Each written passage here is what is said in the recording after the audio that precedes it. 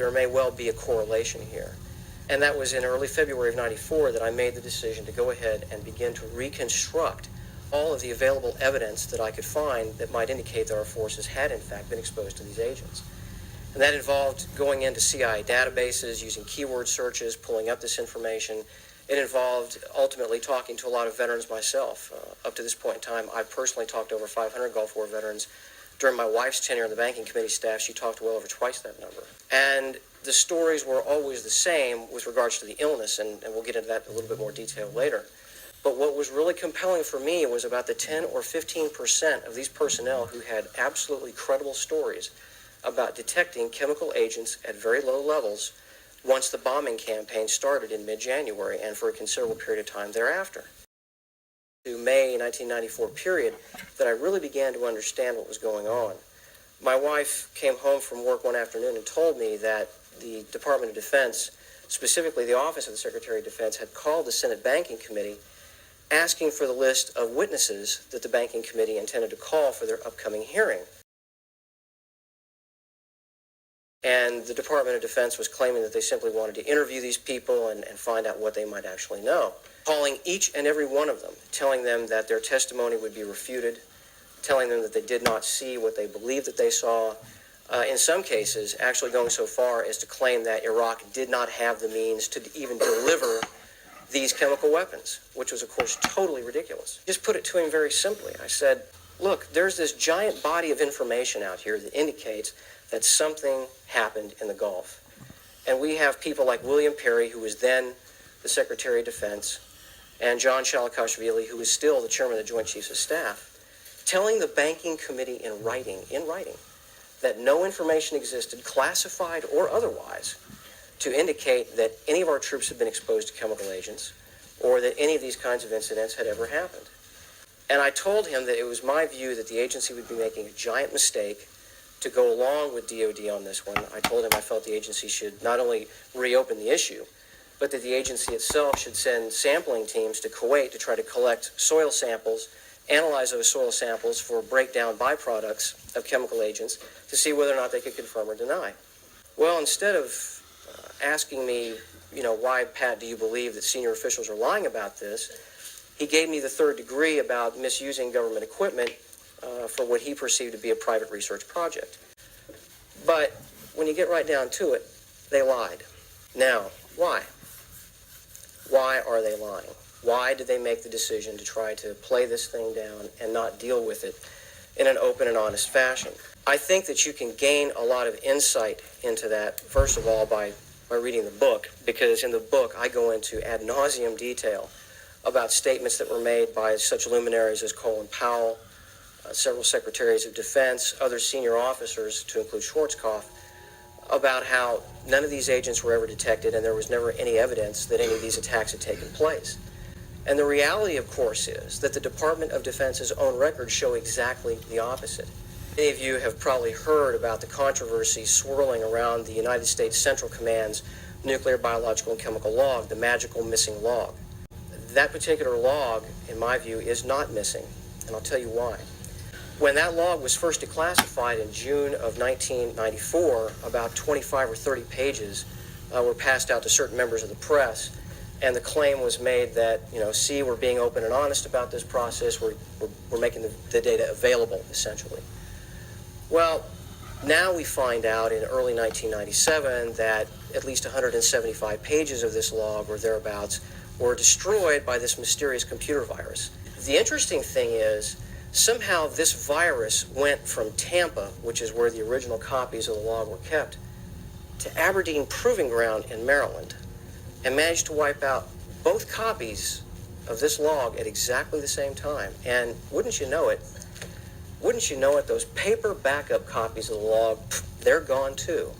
Well, I found it really interesting when I sat down and I looked at the declassified portions of this log, because for the declassifying authority on the very bottom of the page, it said OSD/C3I. Now, that's intelligence community lingo for Office of the Secretary of Defense, Command, Control, and Communications. That meant that the log was actually declassified in William Perry's office. I think going to be probably one of the biggest stories to come out of this situation, both for Iraqi people and troops serving there. For example, the 1991 Gulf War, just to give you perspective, the Pentagon admits to using 300 tons of DU munitions. For example, the 1991 Gulf War, just to give you perspective, the Pentagon admits to using 300 tons of DU munitions. DU is basically radioactive weapons. It's a tip. It's extremely heavy metal, but it's low-grade radioactivity. The rounds or the missiles tipped with this hit something, it basically spews radioactive dust everywhere that goes into the sand, goes into the water supply. And the PTSD and all that stuff, the mental thing, are a function of three things. Number one, pee in your pants, scared of combat. Everybody's been there. Police and fire go there every day. I mean, you go from complete tranquility to sheer terror in a nanosecond. Then you have all of the toxic exposures affecting neurotoxicity. Now, the U.S. Department of Environmental, EPA, is finally acknowledging the neurotoxicity here in the last month. But you can't get the military to acknowledge it. So you have all these toxic exposures affecting neurophysiology, the physiology of the body and the brain. And then you have the realization that all this stuff is based on lies. That, my God, they never attacked us. They don't have the capability to attack us. They don't pose any threat to us. But we're over there killing, destroying, and blowing them up. Whether it's a wedding party or a church or a hospital or a water treatment facility or a family, we just kill them and destroy them, and then we walk away. So you got all of those functions affecting the PTSD, and nobody can deal with that. And then the other part that affects PTSD, and I've just literally today's problem, is these guys that expected the military and U.S. Department of Veteran Affairs or the Canadians or British or whatever, the military expected the government to help them once they return and they are sick, and they find out they can't get the care, or all they want to be given is psychotropic drugs, or all they want to do is be pushed aside. You're abandoned. What are you abandoned? It's far worse than rape. And then you have all of the incredible neurological problems. I mean, what we have right now, I mean, you got this medical reports in front of you. Yes, 262,878. 42% of the force have serious neurological problems. I know I do. See, I remember when this had started. Now, they went pretty light as of 1990 and 1991. But after Desert Storm was over and everybody was home, they started this drawdown program, and I'll give you a brief explanation. Basically, what happened was people that were in the military longer than they should have didn't get much promotion, none of that, or just, it was, in the 90s, it was their way of saying, you've overstayed, you're welcome. A lot of them were eligible for early retirement. But I'm going to tell you a screw job situation that occurred. Under Bush, people that actually did retire, I think, actually did get their retirement right away. But when Clinton got involved and Clinton was elected president and the drawdown continued all the way into the end of the 90s, they pushed people out and Clinton essentially screw jobbed them on retirement. Long story short, there was a devious plan behind this. Look at that. They're saying Cheney started this right around the time Desert Shield started, which was between June and August. And his plan was to reduce the forces by 25% in 5 years. So basically, June of 95, that was the plan. And this was put out in 2017. Why some Gulf War veterans are still being turned down for BA benefits. This has been a problem since they got out of the military, i.e. after the Gulf War and everything. Yet another problem. Up since the 1990s, after the Gulf War was over, veterans were denied benefits. They were even denied the acknowledgement that Gulf War syndrome even existed.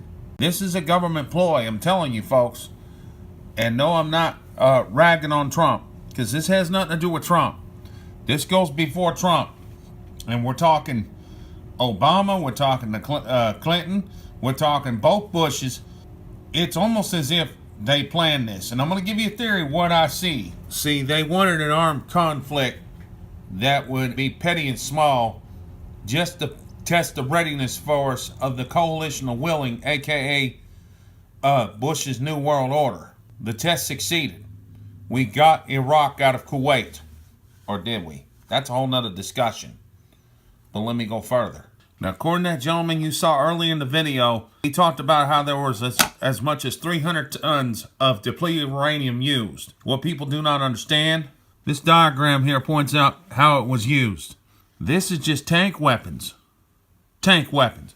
Tank weapons and even aircraft was carrying this.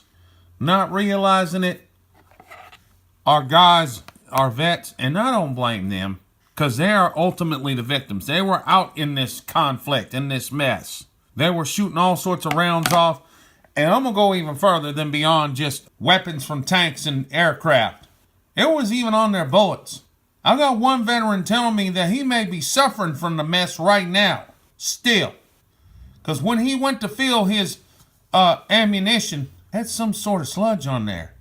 Chances are that was depleted uranium, ladies and gentlemen. He's having all sorts of health issues. I'm not going to go into detail, but I'm going to tell you this. What made it worse was the government trying to hide it. And now I'm about to give you the next step. Okay, this graph gives you a description on what they had in mind, okay? Bush had a plan through Cheney in 1990 to draw down the military. I'd say right about here. They actually started here in 1989, but they started in 90. Okay? And then this is the time Desert Storm was going on. Then you notice a sharp decline in the number of troops. You had right about 2 million troops there in 1991, all the way down to 1.8 million. And then by the time Bush's tenure was over, we were down to 1.7 million. Now notice, here's Clinton's right here. He goes from 1.7 million to another 1.4 million. They offered early out programs. I noticed for a fact, because I was serving around the time the drawdowns were happening. They were serving early out programs. Now, am I sure a lot of those early out guys who retired got their money under Bush right away? It's very well possible. But when Clinton got in there, he made a revision that a lot of these guys had to wait for their retirement until they were 60 years old. A lot of these non-commissioned and commissioned officers under Clinton had to wait till they were at least 60 or 65.